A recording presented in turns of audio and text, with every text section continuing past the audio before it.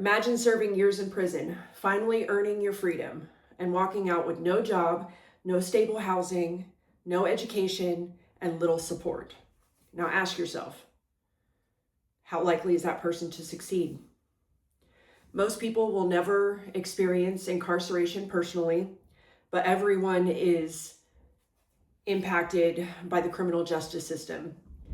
Public safety, taxes, families, and communities are all impacted by whether people who leave prison successfully rebuild their lives or return to crime. I became interested in this topic because I have seen firsthand how rehabilitation can transform lives. To better understand the issue beyond personal experience, I researched scholarly studies and government reports from experts in criminal justice, corrections, and public policy. Understanding the relationship between rehabilitation and recidivism provides valuable insight into how the criminal system can promote successful reentry and public safety. First, I will explain what rehabilitation and recidivism mean. Next, I will discuss why rehabilitation programs reduce recidivism.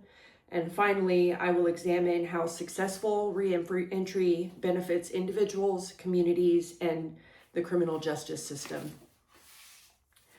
Rehabilitation and recidivism are closely connected because the goal of rehabilitation is to reduce the likelihood that someone will commit another crime after release.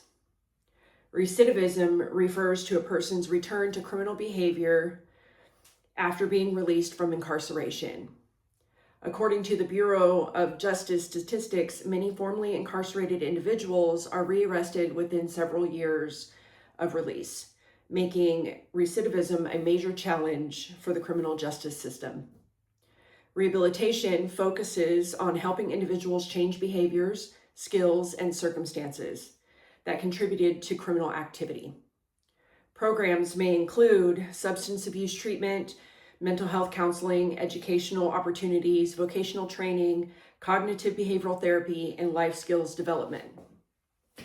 Research has shown that incarceration alone does not consistently reduce future offending.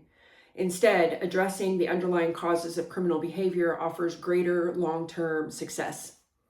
According to the Bureau of Justice Statistics and researchers at the RAND Corporation, rehabilitation programs can significantly improve outcomes after release.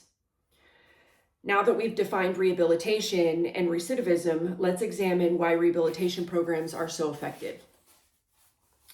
Evidence-based rehabilitation programs reduce recidivism by helping individuals develop the skills and support necessary for long-term success. Many people entering prison struggle with substance use disorders, mental illness, trauma, limited education, or unemployment. Effective rehabilitation addresses these risk factors instead of simply punishing criminal behavior. Educational programs increase employment opportunities after release, while vocational training teaches marketable job skills. Cognitive behavioral therapy helps individuals recognize unhealthy thinking patterns and improve decision-making. Substance abuse treatment reduces relapse and criminal behavior associated with addiction. A RAND Corporation meta-analysis found that incarcerated individuals who participated in correctional education programs were significantly less likely to return to prison compared to those who did not participate. Researchers Davis and colleagues at the RAND Corporation found that correctional education substantially lowers recidivism while improving employment opportunities after release. The benefits of rehabilitation extend far beyond the individual. They also strengthen entire communities. Successful rehabilitation and reentry improve public safety while reducing financial and societal costs of crime. When formerly incarcerated individuals obtain employment, maintain stable housing, continue treatment, and reconnect with supportive families, they are far less likely to reoffend. Lower recidivism means fewer crime victims, reduced incarceration costs, stronger families, and healthier communities.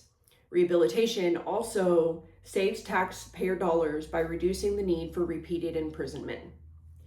Researchers consistently demonstrates that the investments in evidence-based rehabilitation produce both economic savings and improve public safety. The National Institute of Justice reports that effective reentry programs can improve community safety while reducing correctional costs. As we've seen today, rehabilitation is much more than preparing for someone's release. It is an investment in safer communities.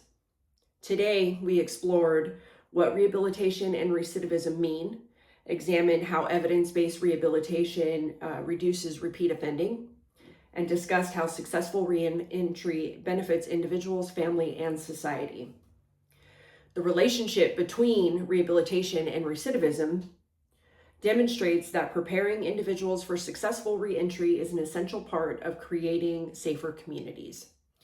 Ultimately, rehabilitation reminds us that while a person's past may explain where they've been, it does not have to determine where they're going. Thanks for listening.